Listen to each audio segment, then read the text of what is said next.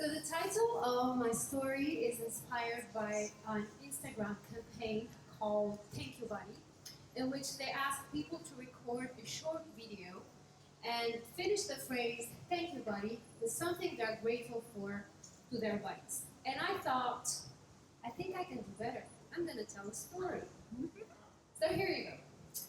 To put you in the context in which I grew up as a girl in the Middle East, I'm going to share this poem that I wrote.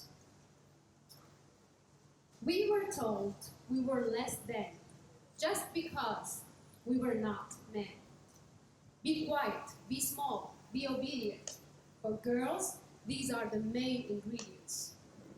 Your skin, your body, your beauty cover up because that's what makes men's desire rise up. Beware, women, your bodies are sin, especially when there are curves where they should be thin. Be honorable, be a virgin, and show no skin if you want to keep your honor and fit in. Otherwise, we will call you expired, and you will bring shame if as a wife you're not hired. We don't care if they were two. Men can do what women cannot do. We will shame the female sinner, and we will call the male a winner. I was almost 10 years old when my body started going through puberty. From a careless little girl whose only hobby in life was to find new ways to torture her younger sister, I found myself into a curvy woman's body, and I was not ready for it. My curves, specifically my breasts, attracted all sorts of unwanted attention, from creepy old men, best described as pedophiles, to boys my age. I was constantly stared at, catcalled, groped, flashed, harassed by men of all ages. And every time that happened, every time a man's desire rose because of my body, I felt deeply ashamed. I felt dirty, I felt guilty, I felt unworthy because it was my fault, or so I believed. But it was not my fault. I didn't want any of that. It was my body's fault. So I hated my body for the way it looked. And I hated my breasts more than anything. Sometimes I would lie in bed and dream about cutting them off and believing that if they disappeared, I could go back into being a careless little girl and I could go back into full-time torture my sister. I still did that, even with big breasts. And worst of all was that I couldn't talk about that to anyone, not even to my closest friends, because I was deeply ashamed by it. And I could not speak up against my harassers because I was told to be quiet. So I internalized all of that, and that shame fed my hatred to my body. But that's not all. The beauty standards also had their word to say.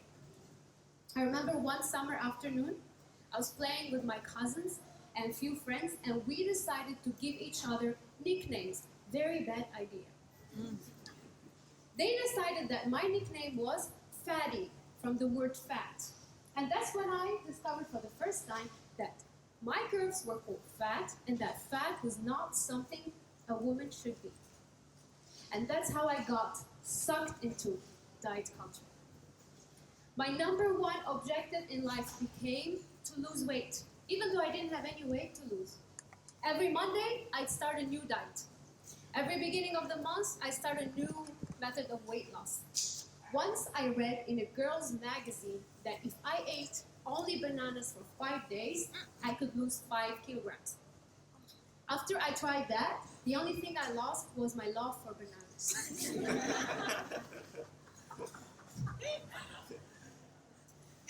Sometimes, actually many times, the diets worked. I'd lose weight, I get all the congratulations and the praises from the people around me praising me for looking thinner. Then I'd stop the diet and then I'd gain the weight back again. Sometimes, many times actually, I'd put on more weight than I'd actually begun with. And then I start another diet on Monday, and so on. And that went on for years. My belief was that if I lost weight, I'd look more beautiful, and then I'll be worthy of love. I never felt at peace within my body. And no matter what kind of war I threw at it to make it shrink, it was never thin enough to fit in the beauty standards. And of course, that doesn't come without consequences.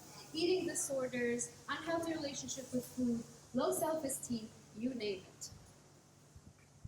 I tried my best to hide my insecurities behind my fancy looks and my nails and my designer bag, matching my shoes, matching my sunglasses. But it was only a facade, because deep inside, I never felt enough. I never felt complete. That was up until I was 25, because that's when I started traveling. Traveling allowed me to take a break from obsessing with my looks and focus on having new experiences. When I was traveling, I did not care about what my body looked like. It was a body, and it was enough. Actually, it was more than enough. It allowed me to have amazing experiences. Hike in the Himalayas, marvel at the beauty of the Taj Mahal, discover Indian food, best thing ever. Have amazing conversations with people that I met along the way. Finally, I was at peace, but it was temporary, because I still have not healed my relationship with food and my body. And it was just dormant, waiting to erupt as soon as something goes wrong. And sure enough, I came to Cambodia. When I first moved to Cambodia, I started dating a wonderful man. Things were going great in my life. I finally started to make peace with my body. I got rid of all the bullshit of patriarchy. I was enjoying my role as a teacher, my role as a girlfriend, my role as an independent woman. So I was really in a good place. And I remember one evening in Kampot, it was during sunset time. I was with my ex-boyfriend. We were on the river. It was so beautiful. I rested my head on his shoulder, and I thought, wow, this is what home feels like. A few months later, home broke up with me. And I didn't know how to deal with the pain of the heartbreak. So I numbed it. I numbed with anything that helped me escape from my pain. But it was still there, buried somewhere in my body, waiting to be released. It was up until the pandemic started that I was forced to stay home and teach online that I came face to face with my pain. There was no more escape. I was so depressed, so numb, so lonely that on my 32nd birthday, I wished I never existed. And that was my one wake-up call. I told myself that if I had to keep being alive, I'd have to heal. Heal the pain by going through it, because I came to understand that the only way out is the way through. And heal my relationship with my body. And that's what I've been focusing on since. Now I'm focusing on mental health and physical health, which are very connected and flow into each other. This is a long journey, and I'm just at the beginning, but I think I'm walking in the right direction. So thank you, body, for not giving up on me. Thank you, body, for keeping me alive enough for me to learn this lesson. That life comes in ups and downs. And pain will come one way or another. And it will stay until it teaches the lessons it came to teach. To numb it will not make it go away.